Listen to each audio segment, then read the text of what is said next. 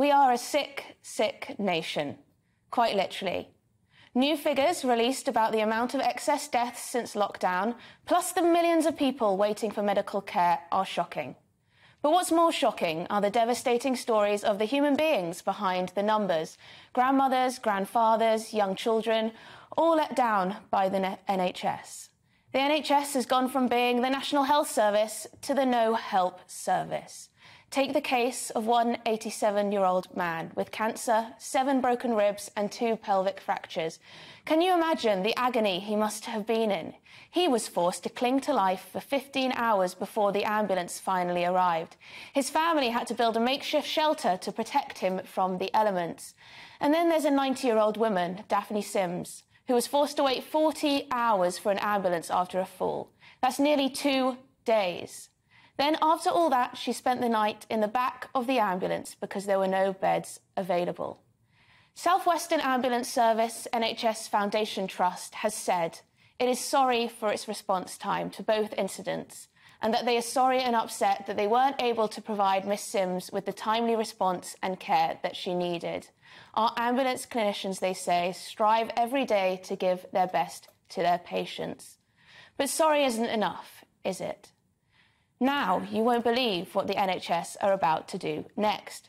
It is reportedly about to launch a COVID-style campaign once again, that will urge Brits to avoid A&E and to only dial 999 if absolutely necessary this winter.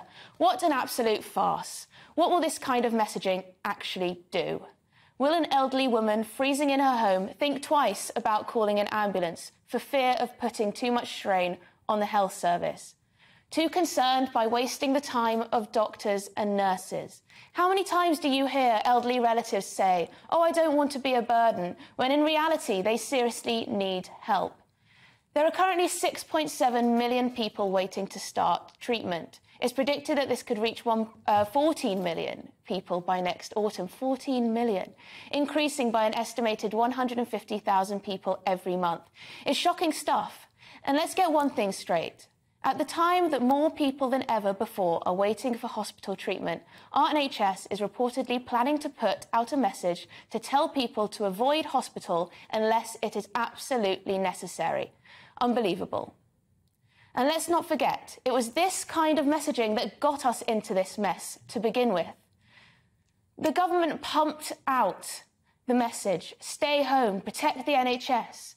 Many people are reluctant to seek medical help at the best of times, for goodness sake, and this put people off. So now they're more seriously ill, requiring more drastic care, which they can't get access to unless they spend the kids' inheritance and go private, where remarkably, their usual NHS doctor will probably be waiting for them with open arms. Unlike the NHS, I'd like to try to actually diagnose the root cause of this issue: lockdown. It's likely that lockdown was one of the reasons for the excess deaths we're seeing now. Missed and delayed diagnoses early in the pandemic are undoubtedly a cause, if not the primary cause. Those missing out on diabetes checks, those missing out on cancer checks, delayed treatment for heart disease, the list goes on. And it's our nation's children too, our nation's future. The Department of Education found that the number of children needing support at school because of emotional or mental health issues has shot up by almost a third since the pandemic began, with more than 128,000 11 to 16-year-olds receiving support for social, emotional or mental health problems. Then we've got the rapid rise in drink and drug addiction. The British Liver Trust reported a 500% rise in calls to its helpline during the first lockdown. Many of those callers could now be dead, they could be seriously ill, or in an ever-worsening spiral of addiction. In Scotland, alcohol-related deaths rose by 17% in 2020, due to increases in both solitary drinking and drinking at home during the lockdowns. This is precisely the time when we need the National Health Service to be urging people to come forward and seek help, not be actively encouraging people to swerve its services. Help us help you is reportedly the slogan they'll recycle to advise people to only come to A&E when absolutely necessary. This all sticks in the craw somewhat when one thinks about the amount of money they're spending on new woke initiatives at the very same time. This was spread across the Daily Mail this morning. Millions of pounds going on this waste of money. All this help us help you nonsense makes the NHS sound like a charity case. In reality, it's just a basket case.